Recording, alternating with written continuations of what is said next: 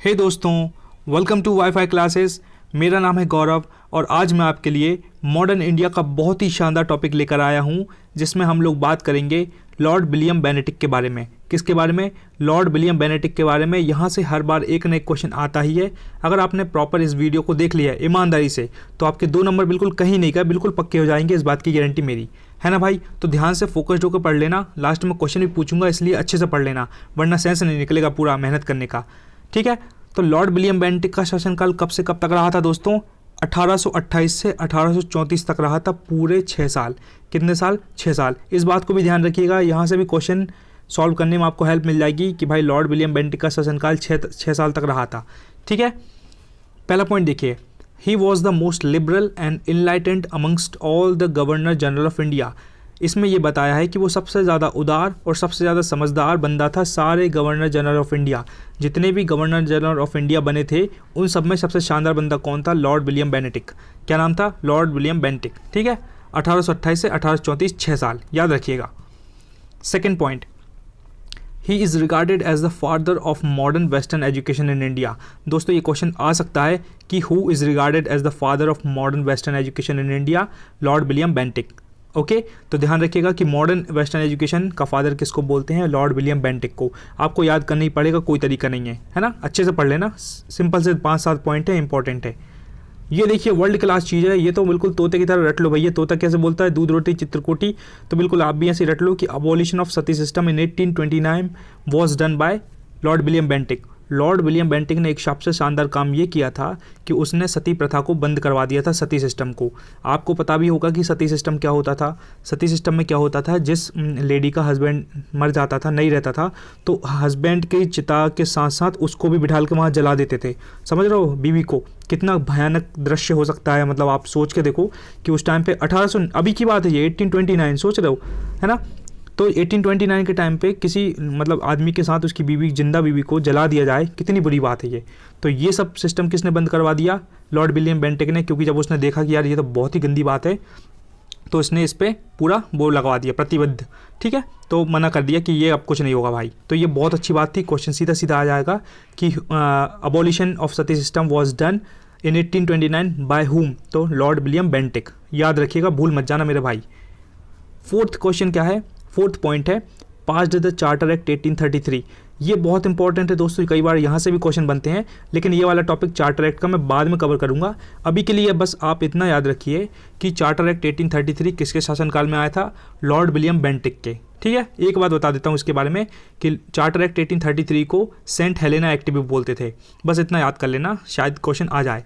बाकी अगर किसी को लगता है कि यार चार्टर एक्ट भी मुझको समझ में नहीं आता है, तो आप एक वीडियो बना के समझा दो। अगर कोई कमेंट करेगा भैया समझदार सा बंदा, तो मैं ज़रूर कमेंट उसका ध्यान में रखते हुए वीडियो बनाऊंगा। अगर कोई कमेंट नहीं करेगा तो कभी नहीं बनाऊंगा भाई, क्योंकि जो रिक्वेस्ट करेगा मैं उसकी बनाऊंगा, उसके लिए बनाऊंगा। ठीक है, तो जिसको अच्छा लगे बता देना, मैं पक्का बनाऊंगा। फिफ्थ पॉइंट देखिए दोस्तों, फिफ्थ पॉइंट क्या है? Deposition of raja of Mysore and annexation of his territory. तो सीधी सी बात यह है कि लॉर्ड विलियम बेनेटिक के शासनकाल में जो मैसूर के राजा थे, उनकी राजगद्दी को हटा दिया था। मतलब कुल मिला के राजा को हरा दिया था और उनकी सारी टेरिटरी पे विजय हासिल कर ली थी। किसने? लॉर्ड विलियम बेनेटिक ने 1831 में। सिंपल सा पॉइंट है, कुछ बड़ी बात नहीं है कि जो राजा ऑफ मैसूर थे उनको हरा हरू के उनके सारा साम्राज्य हथिया लिया था 1831 में। तो याद रखिएगा आप। सिक्स्थ पॉइंट देखिए, आपका टाइम वेस्ट बिल्कुल नहीं होगा। आपको खुद को लग रहा होगा कि कितना छोटा और कितना प्यारा सा वीडियो है। मैं खुद चाहता हूं कि आपका 1-1 सेकंड यूज़ हो, 1-1 मिनट यूज़ हो और आपको वैल्यूबल कंटेंट मिले, वरना मेरे चैनल पे आने का आपका क्या सेंस? आप अपना टाइम वेस्ट क्यों करेंगे? अगर कुछ कंटेंट अच्छा मिलेगा वैल्यूबल, तभी आप मुझसे कनेक्ट रहना चाहेंगे। और मैं भी यही चाहता हूँ कि मैं अच्छे से अच्छा कंटेंट दूँ, ताकि आप भी मुझसे जुड़े रहें और आप भी मेरे वीडियोज़ देखें। तो मेरा काम भी हो गया और आपका काम भी हो गया, है ना। तो सिक्स्थ पॉइंट देखिए, he was the first governor general of India. ये बात याद रखनी पड़ेगी कि Lord William Bentinck was the first governor general of India. ये क्वेश्चन तो हज़ारों बार छप चुका है कि भाई who is the first governor general of India. आपको पता होना चाहिए कि पहले गवर्नर जनरल ऑफ इंडिया कौन था? Lord William Bentinck. उसके पहले क्या होता था? गवर्नर जनरल ऑफ बंगाल चलता था। लेकिन 1833 के टाइम पे, है ना, यही उस टाइम पे क्या हुआ था कि Lord Governor general of Bengal हट के गवर्नर जनरल ऑफ इंडिया की उपाधि बन गई। तो आप इतना से याद रख लीजिएगा कि लॉर्ड विलियम बेनेटिक पहला गवर्नर जनरल ऑफ इंडिया था। ठीक है भाई, ये याद रखिएगा, भूल मत जाना। 7th पॉइंट देखिए, first medical college was opened in Calcutta in 1835। ये बात भी याद रखिएगा कि भैया पहला मेडिकल कॉलेज कलकत्ता में कहाँ खुला था और कब खुला था। ये कलकत्ता में खुला था, 1835 में खुला था। किसके शासनकाल में खुला था?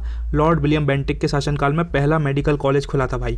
क्वेश्चन कभी भी आ सकता है, एग्जामिनर टैलेंटेड हो गया है, सड़े सड़े क्वेश्चन वो बिल्कुल नहीं देगा, है ना, लेकिन वो उल्टे सीधे क्वेश्चन दे देगा कि पहला मेडिकल कॉलेज कब खुला था। तो 1835 में आपको पता होगा लॉर्ड विलियम बेंटिक के शासनकाल में खुला था। ओके, एक एक बार ध्यान रखिए, आपको बहुत हेल्प मिलेगी। 8th पॉइंट देखिए, ये बहुत शानदार है, ट्रीटी ऑफ फ्रेंडशिप विद राजा रंजीत सिंह। देखो भाई, कोई राजा रंजीत सिंह थे जिनसे पहले लड़ाई हुई थी किसकी, अंग्रेजों की, लेकिन बाद में एक ट्रीटी हो गई थी, ट्रीटी ऑफ फ्रेंडशिप विथ राजा रंजीत सिंह, जो भी 1831 में हो गई थी। तो ये बात भी ध्यान रखिएगा कि 1831 में राजा रंजीत सिंह और अंग्रेजों की दोस्ती हो गई थी, है ना। लास्ट पॉइंट देखिए, लास्ट पॉइंट ये है कि ही एनेक्स्ड कुर्ग इन कर्नाटक। दोस्तों कर्नाटक में एक कुर्ग नाम की जगह है जो कि 1834 पर लॉर्ड विलियम बेंटिक ने जीत ली थी। एक बार फिर से, कर्नाटक में एक कुर्ग नाम की जगह है जो कि 1834 में लॉर्ड विलियम बेंटिक ने जीत ली थी। ओके, अब एक बार फटाफट मैं आपको रिवाइज करवाता हूँ। लास्ट में एक क्वेश्चन पूछूंगा, साफ साफ पता चल जाएगा किसने ईमानदारी से पढ़ाई करी है और किसने टाइम की फुल ऐसी तैसी करा के फुल मनोरंजन करके टाइम को बर्बाद किया है। और मनी मन सोचता होगा मैं तो खूब पढ़ाई करता हूँ और कुछ याद में याद रहता नहीं है। अभी पता चल जाएगा, फोकस होकर पढ़ लेना भाई मेरे, वरना वीडियो छोड़ो और कहीं निकल जाओ, क्योंकि सिंसियर बंदे ही आंसर देंगे, तो अच्छे से पढ़ लेना। ओके, देखो अब खेल यहाँ चालू होता है शुरू से। लॉर्ड विलियम बेंटिक की बात चल रही है, जिसका शासनकाल कब से कब तक रहा था? 1828 से 1834, पूरे 6 साल। ओके, पहला point, he was the most liberal and enlightened amongst all the governor general of India. सारे गवर्नर जनरल ऑफ इंडिया में से सबसे शानदार बंदा यही था। पहला पॉइंट ये है। सेकंड पॉइंट है, he is regarded as the father of modern western education in India. Father of modern western education in India का फादर कौन है? ये अपना लॉर्ड विलियम बेंटिक, ध्यान रखिएगा।